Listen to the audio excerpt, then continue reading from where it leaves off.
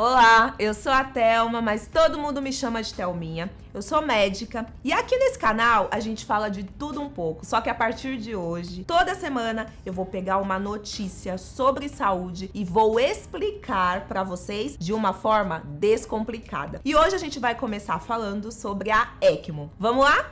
Roda a vinheta.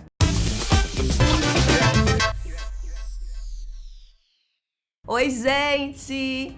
Pra quem tá chegando aqui a primeira vez, sejam bem-vindos a esse canal. A gente tá aqui até com um cenário novo. Eu fiz esse cenário só pra poder falar sobre saúde com vocês. Então, você que chegou hoje pela primeira vez, já se inscreve no canal e ativa o sininho pra não perder nenhuma notificação, tá? Como eu disse, aqui a gente fala de várias coisas, inclusive sobre saúde. Vamos começar falando hoje sobre uma palavrinha que foi muito buscada aí no Google nos últimos dias, que é sobre a ECMO. O que é esse aparelho? Mas antes, eu quero começar fazendo uma linha do tempo para poder mostrar para vocês que não é de hoje que a ciência e a medicina vem criando máquinas para poder ajudar o nosso corpo a funcionar, principalmente os nossos órgãos vitais. Mas, Thelma, o que são os órgãos vitais? São aqueles órgãos, gente, que têm uma função tão importante, mas tão importante, que a gente não consegue viver sem eles. Eu tô falando do nosso cérebro, do nosso coração, dos nossos pulmões, fígado, rins. A gente não vive sem eles. E quando um deles fica doentinho, o que a gente precisa? Ou de uma terapia que ajude esse órgão a funcionar, ou a gente substitui através de um transplante. A primeira máquina que a ciência criou para poder ajudar a funcionar um órgão desse, sabe qual foi? A máquina de hemodiálise. Você já deve ter ouvido falar. Ela foi criada em 1943 e ela exerce a função dos nossos rins. E qual que é a função dos nossos rins? Falando aqui, gente, de forma bem leiga para vocês, é a função de filtrar o nosso sangue. Chega um momento que o nosso sangue precisa ser filtrado para poder eliminar todas as impurezas. E algumas doenças fazem com que os nossos rins percam essa função. E aí o aparelho de hemodiálise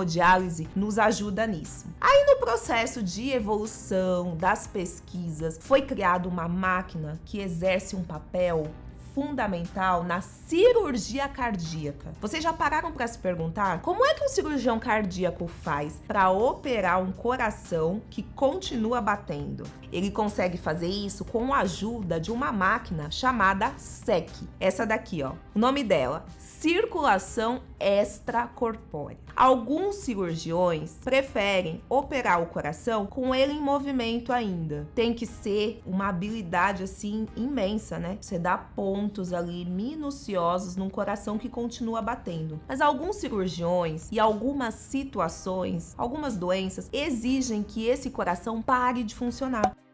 Mas, Thelma, você acabou de me dizer que o coração é um órgão vital. Se ele parar de funcionar, a gente morre. Não. Se esse paciente estiver ligado nessa máquina aqui, ó, circulação extracorpórea, ele não vai morrer, não. A gente coloca cânulas dentro do coração que conseguem tirar o sangue, jogar nessa máquina. Essa máquina vai continuar bombeando esse sangue para ele continuar nutrindo todos os órgãos do nosso corpo. A hora que essa cirurgia acaba, a gente pega esse sangue da máquina, devolve no coração, tira as cânulas e ele volta a funcionar. Fantástico, né? Fantástico que existem pessoas que pensam nisso e conseguem executar isso. Lógico, né, gente? Antes disso tudo dar certo, é muita experiência, muito teste, até que uma hora dá certo. E nessa evolução de experiência e teste, em 1954, foi feita a primeira tentativa com a ECMO. Qual que é a tradução desse nome, gente? Oxigenação por membrana extracorpórea. Agora preste atenção nessa palavrinha que eu acabei de falar.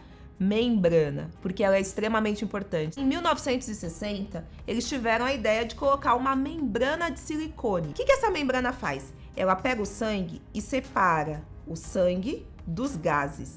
Ela é exatamente o pulmão artificial que a gente precisa.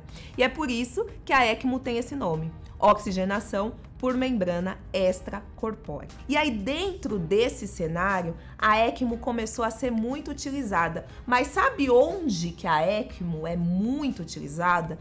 Nas UTIs pediátricas, gente. Isso mesmo, com os bebezinhos.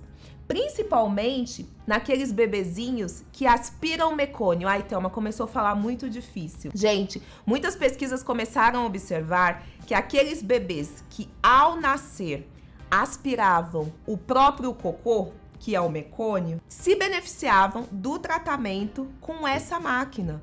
E aí começou a ser utilizado bastante nos hospitais pediátricos. E agora, nesse cenário de pandemia, desde o ano passado, algumas UTIs começaram a utilizar ECMO no paciente COVID. Paciente COVID, esse paciente que está na UTI grave, na maioria das vezes, tem um processo de inflamação no pulmão. Gente, vocês sabem o que é inflamação? Quer imaginar como é inflamação?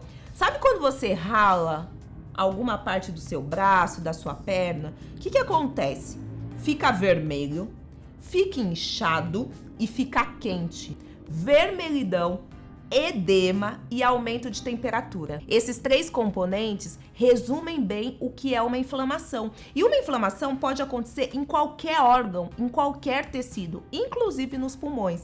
Quando eles ficam muito inflamados e muito sensíveis, muitas vezes os pacientes vão precisar ser entubados e vão precisar de ajuda para respirar por aparelhos. Vocês já ouviram falar disso 1 milhão de vezes. Só que às vezes nem essa respiração por aparelho consegue fazer com que esse pulmão se recupere 100%. E uma alternativa é exatamente a ECMO. Alguns pacientes, sim, se beneficiaram desse tratamento. O que acontece? É conectado um catéter numa veia aqui da perna, chamada veia femoral, e um outro catéter numa veia aqui do pescoço. Esse sangue é retirado, jogado no aparelho de ECMO. E aí é como se eu virasse pro pulmão e falasse assim: descansa aí um pouquinho, eu vou te dar a chance de você se recuperar. Pode deixar que essa máquina aqui vai fazer o seu trabalho. E qual que é o trabalho do pulmão, gente? É pegar o oxigênio do ar, levar para todos os nossos órgãos e devolver CO2 para fora do nosso corpo, porque esse gás carbônico a gente não quer que fique acumulado aqui dentro. E aí a máquina vai fazendo esse trabalho do pulmão até que esse pulmão consiga ficar forte e recuperado para voltar a desempenhar sua função sozinho. Isso tudo que eu falei de uma forma bem simples é um procedimento bem delicado e que exatamente por isso é manuseado por uma equipe bem especialista em cuidar desse aparelho e cuidar desse paciente. É isso, gente. Busquem sempre informações em fontes sérias. Continuem se cuidando. Deixem aqui nos comentários o que vocês querem que eu descomplique aqui pra vocês. O que vocês querem que eu explique aqui de forma leiga mesmo. E a gente se vê na semana que vem. Até o próximo vídeo.